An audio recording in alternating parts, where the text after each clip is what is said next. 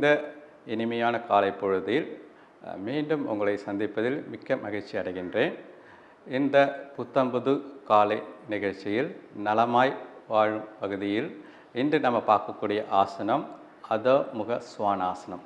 எப்படி இயற்கையாகவே ஒவ்வொரு மிருகமும் தன்னை ஆரோக்கியமாக வச்சுக்கிறதுக்காக என்னென்ன பயிற்சி பண்ணுது, அந்த பயிற்சியை வச்சு தான் நம்மளுக்கு ஆசனங்களை உருவாக்கியிருக்காங்க. அதேமாதிரி பார்த்திங்கன்னா இந்த ஆசனத்தால் நம்மளுக்கு நிறைய விஞ்ஞானபூர்வமாக எப்படி இந்த ஆசனம் நம்மளுக்கு பயன்படுதுன்னு ஆராய்ச்சி பண்ணியிருக்காங்க.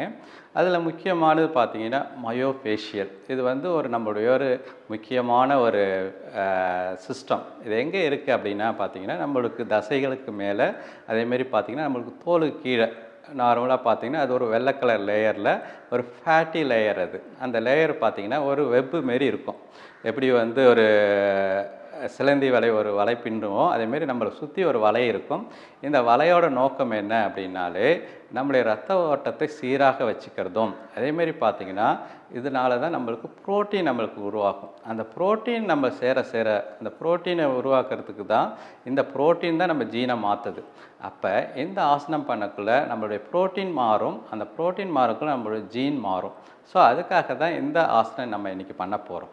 இப்போ நம்ம தளர்வான நிலையில் இருக்கும். இதுக்கு பேர் சீத்தல் தடாசனான்னு பேர். கால் அகலமாக இருக்குது, கை சைடில் இருக்குது, உள்ளங்கை முன்னாடி பார்த்துருக்கு, உங்களுடைய தோள்பட்டை நல்லா தளர்வாக இருக்குது. இப்போ ஆரம்ப நிலைக்கு வருவோம். பொறுமையாக உங்களுடைய கால்கள் 2 சேர்த்து கொண்டு வாங்க, கைகள் 2 உடம்பட்டி கொண்டு வாங்க. ஸோ இதுதான் ஆரம்ப நிலை. இப்போ பொறுமையாக உங்களுக்கு மேட்டுக்கு தகுந்த மாதிரி கொஞ்சம் திரும்பிக்கிங்க.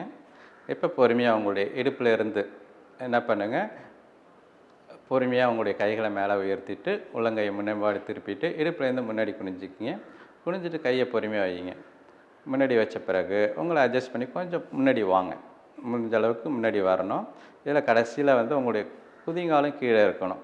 அதேமாரி நல்லா ஸ்ட்ரெச்சாக இருக்கணும். பார்த்திங்கன்னா இன்வெர்டட் வியை தலைக்கீழே போட்டால் எப்படி இருக்கோ அதேமாரி. இதுக்கு பேரே பார்த்திங்கன்னா அதோன்னா எப்படி நாய் தலைக்கீழே ஸ்ட்ரெச் பண்ணால் எப்படி இருக்குமோ அதேமாரி. இதில் முக்கியமானது உங்களுடைய கால் முட்டி நேராக இருக்கணும், உங்களுடைய குதிங்கால் கீழே இருக்கணும், உங்களுடைய ஸ்பைன் நல்லா எக்ஸ்டெண்ட் ஆகணும், உங்களுடைய முதுகுத்தண்டு பார்த்திங்கன்னா நல்லா நீட்டி வைக்கணும். அது ரொம்ப ரொம்ப முக்கியம். அதுக்கு முடிஞ்ச அளவுக்கு உங்கள் தலையை உள்ளார கொண்டு வரணும். ஸோ இது பண்ணக்குள்ளே தான் நான் சொன்னேன், உங்களுடைய உள்ளங்காலில் இருந்து உங்களுடைய கை வரைக்கும் அந்த வெப் சொன்னேன், உங்களுடைய ஃபேட் லேயர், அதுக்கு பேர் மயோஃபேஷியல். அது பார்த்திங்கன்னா ஃபுல்லாக ஸ்ட்ரெச் ஆகும். இது நல்லா ஸ்ட்ரெச் ஆனால் தான் உங்களுக்கு எல்லா ஆர்கனுக்கும் எல்லா உறுப்புகளுக்கும் ரத்த ஓட்டம் நன்றாக போகும். அதுக்காக தான் இந்த ஸ்ட்ரெச் பண்ணுறது. இது நார்மலாக பார்த்திங்கன்னா நம்ம விலங்குகளே பண்ணோம். அந்த விலங்குகள் எப்படி அது ஆரோக்கியமாக இருக்கோ அதை வச்சு தான் நம்முடைய அந்த காலத்தில் நம்ம முனிவர்கள்லாம் இந்த ஆசனங்களை உருவாக்குனாங்க. ஸோ இந்த ஃபைனல் போச்சில் நம்ம நல்லா உடியான பந்தா உங்களோட வயிற்று பகுதியை நல்லா உள்ளார் பண்ணிவிட்டு இதிலே நம்ம கூட உஜய் ப்ரீத்திங் நல்லா த்ரோட்லேருந்து நல்லா மூச்சு இழுத்து விடலாம். இதேமாரி ஒரு 5 முறை நம்ம இழுத்து விடலாம். ஓகேங்களா? இதேமாதிரி இழுத்து விட்டுட்டு நீங்கள் கொஞ்சம் நேரம் மெயின்டைன் பண்ணணும். குறைஞ்சது எந்த ஆசனமும் நம்மளுக்கு பயன்பெறணும்னா அட்லீஸ்ட் நீங்கள் என்ன பண்ணுங்கள், ஒரு 60 செகண்டாக மெயின்டைன் பண்ணுங்கள். அப்போ தான் உங்கள் உள்ளுறுப்புகள் நன்றாக இயங்கும். இப்படி மெயின்டைன் பண்ண பிறகு கொஞ்சம் கொஞ்சமாக உங்களுடைய கையால் நடங்க. கொஞ்சம் கையை பின்னாடி கொண்டு வாங்க. கொஞ்சம் கொஞ்சமாக கொண்டு வந்துட்டு பொறுமையாக நீங்கள் என்ன பண்ணிக்கலாம், பொறுமையாக உங்களுடைய உடம்பை மேலே கொண்டு வாங்க. இடுப்பிலிருந்து நல்லா மேலே வந்த பிறகு இங்கே முக்கியமானது உங்கள் உள்ளங்கையை ஒன்றை ஒன்று பார்த்த மாதிரி திருப்பிக்கிங்க. இப்போ உணர்வுபூர்வமாக உங்கள் கையை கீழே கொண்டு வாங்க. அகெயின் மறுபடியும் ரொம்ப இம்பார்ட்டன்ட், உங்களுடைய புயிர்ப்பு சக்தி உங்கள் கையை இழுக்கும். அதை கண்ட்ரோல் பண்ணி பொறுமையாக நீங்கள் கொண்டு வரக்குள்ள தான் உங்களுக்கு அதிக பெனிஃபிட்.